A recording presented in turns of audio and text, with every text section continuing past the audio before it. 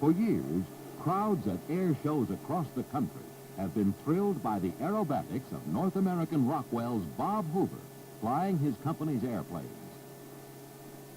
The F-86 Saberjet, the F-100 Super Sabre, the Saberliner, and his well-known little yellow bird, the P-51 Mustang.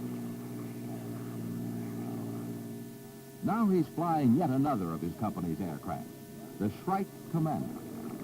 The Shrike, built as a business aircraft, is a direct descendant of the well-known Aero Commander. It was not designed for aerobatics, but its inherent strength, exceptional performance, and ease of handling make it well suited for this, too, as Bob is about to demonstrate. During takeoff, he shows us the performance available with a full throttle pull-up and left barrel roll, followed by a sharp left bank.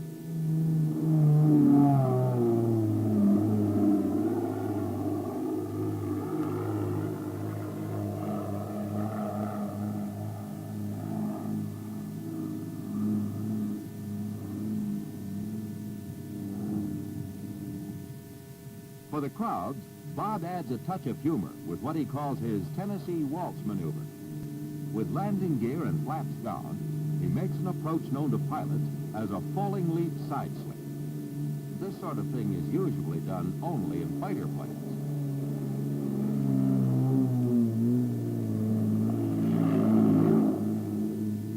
This tricky maneuver can be done only with an airplane having exceptional low-speed flying qualities.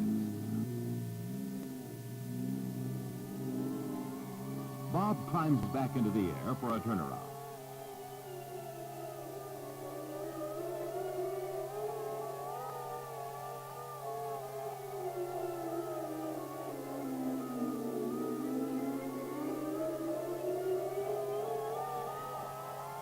Then back for one-wheel landings in the opposite direction, both on and off the runway.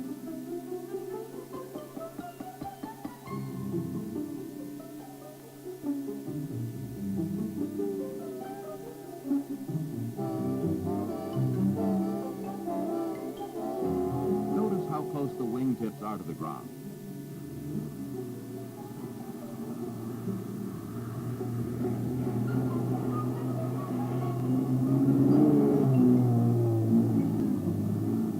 Are there any questions?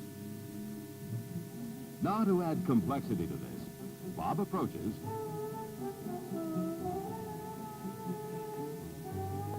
touches down on the right wheel, then pulls up into a barrel roll, and right back down on the left wheel, all on the same pass.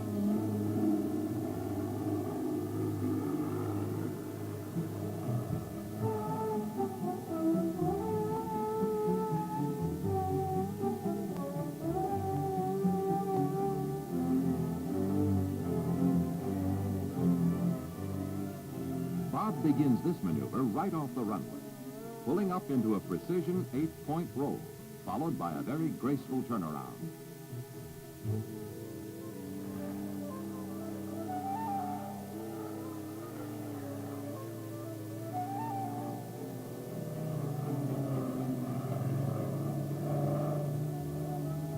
The excellent handling qualities of the Shrike are evident on this steep climber.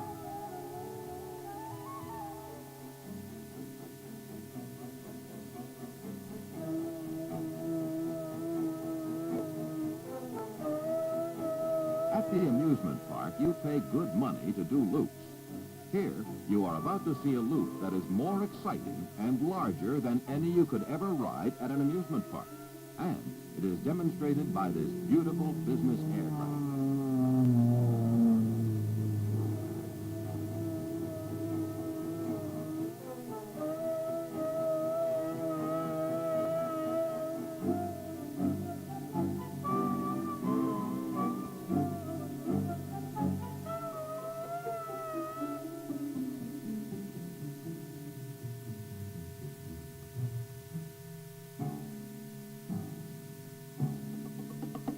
Watch this one.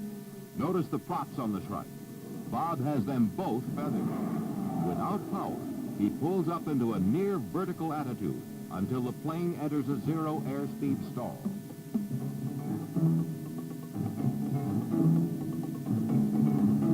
Watch what happens. The Shrike Commander makes its own smooth and gentle recovery.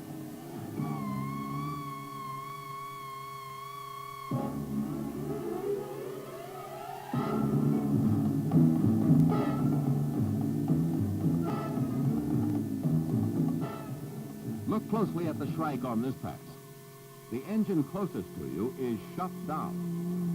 Bob starts his pull-up, then begins an 8-point roll in the direction of the dead engine. In aviation circles, this demonstrates outstanding lateral control.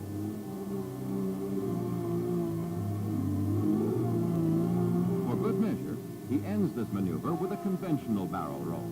If any barrel roll on one engine can be conventional, that is.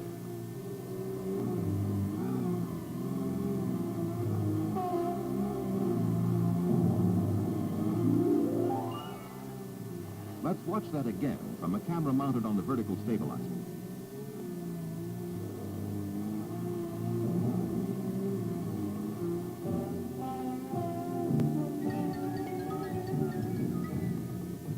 Next, still on one engine, he performs a perfect loop. It's interesting to note that this Shrike Commander is the lowest powered of the Aero Commander twin-engine line. Imagine what could be done with, say, the turboprop version.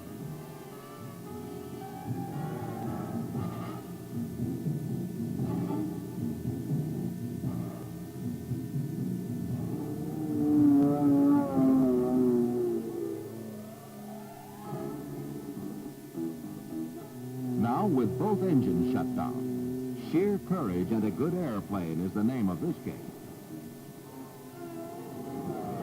First, an 8-point roll. 1, 2, 3, 4, 5, 6, 7, 8. Straight and level again.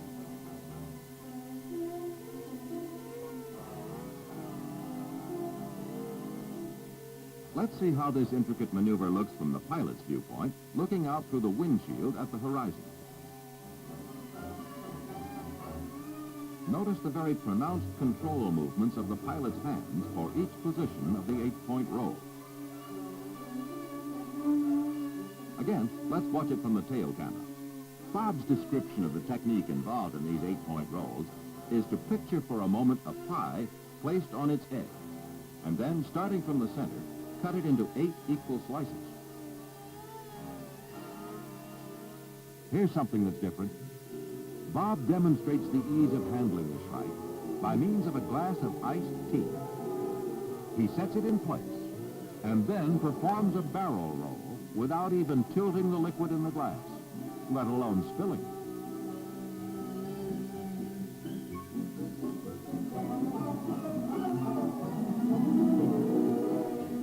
Then Bob decides that if you can do that, why not pour a glass of tea during a roll? And he does. All this to demonstrate how smoothly the Shrike Commander handles.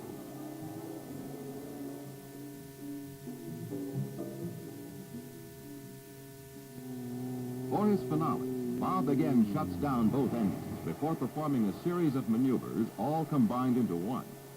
A loop at ground level, then a roll, and a turn and landing, all with the engines shut down. The interesting view you are now observing was taken from a camera mounted on the tail skid and presents an unusual but distorted view of the aft fuselage.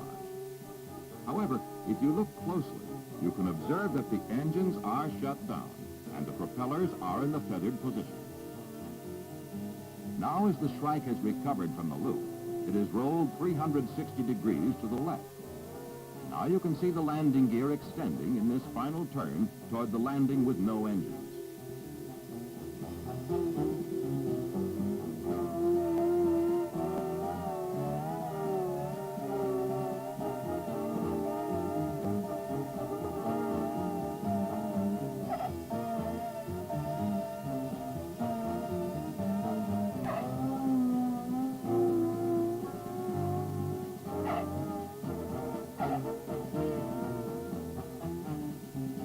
We have just seen the impossible. Let's look at it once more. A loop, a roll, and a landing on one wheel, and then another, all performed in one continuous maneuver with dead engines. And this time, Bob adds another roll just before the landing.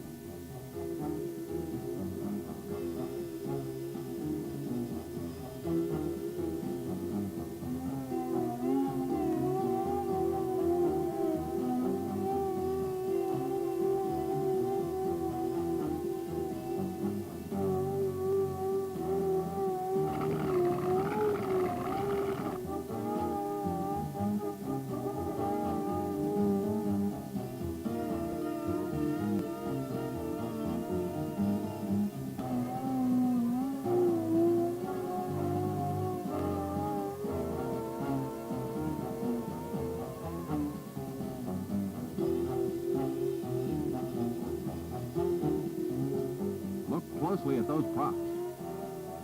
A fantastic ending to a great aerobatic demonstration.